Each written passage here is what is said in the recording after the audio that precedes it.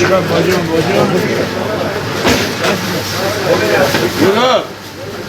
Ama bacağını esas sonuna atın.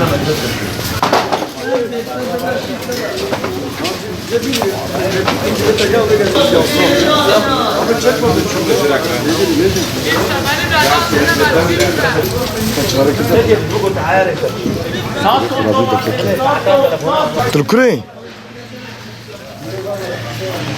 उसे क्या है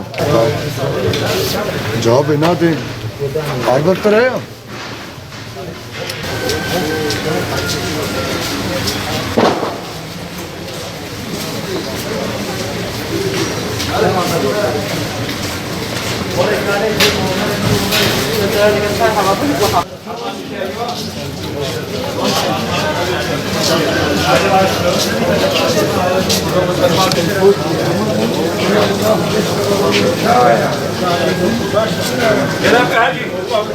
إذا حطيت فنجاية حطيت فنج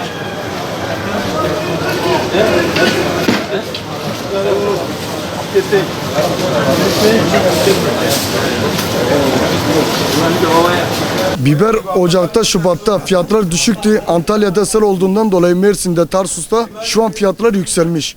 Marketlerde biber 230, 240 lira, 250 liraya kadar çıkıyor. Bizde kilosu 120-130 milyon.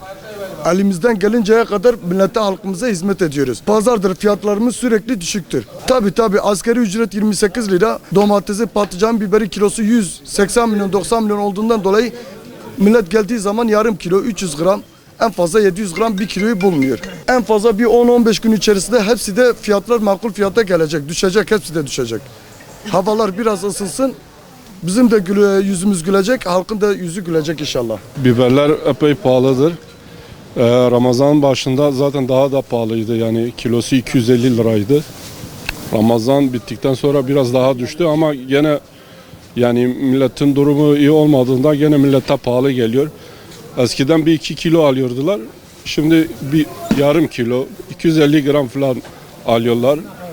Nedeni de mazotun pahalanması, bu savaş nedeniyle, bu İsrail'in Orta Doğu'yu karıştırması nedeniyle sebze, meyve hepsi de yani pahalıdır yani. Yağışlar nedeniyle de biraz aynen öyle. İnşallah havalar biraz düzeldiğinde daha da düşer yani. Marketler pahalı, burası ucuz yine marketlere göre.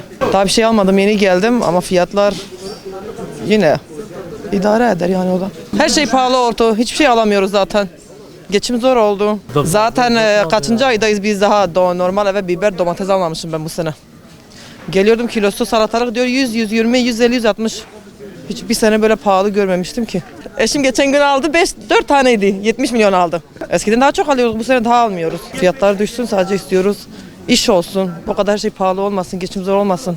Çocuklara bakamıyoruz artık. Allah sonumuza hayır etsin.